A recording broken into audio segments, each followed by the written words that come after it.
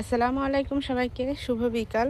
আর এখন আমি এই যে বাইরে চলে আসলাম আমার হাঁস মুরগিকে খেতে দেওয়ার জন্য। অলরেডি এই যে হাঁস দেখছি খাচ্ছে, আমার মা হয়তো বা খাবার দিয়ে গেছে। মা খাবার দিয়ে গেছে, হাঁসগুলো খেয়ে নিচ্ছে। আর ওই যে দেখুন দেশি ক্যাম্বেল হাঁসগুলো, আমার 5টা ক্যাম্বেল হাঁস আছে, সেগুলো ওই যে পুকুর পাড়ে নেমে খাচ্ছে। আর রাজহাঁসগুলো এই যে এখানে খাচ্ছে। এই যে আমার মুরগি পাখিগুলো, এখন এদেরকে খেতে দিব, খেতে দিয়ে তারপরে আবার উঠাবো। তো আমি এই যে আপনাদেরকে একটা জিনিস দেখাই। ওই যে দেখুন সজনের পাতা পাড়ছে এখান থেকে। সজনের পাতা পাড়া শেষ? হ্যাঁ, ভালোই 2-1টা সজনা আছে। ও মামি, কি করবেন? সজনের পাতা এখন গরিব কাঙ্গাল মানুষ তো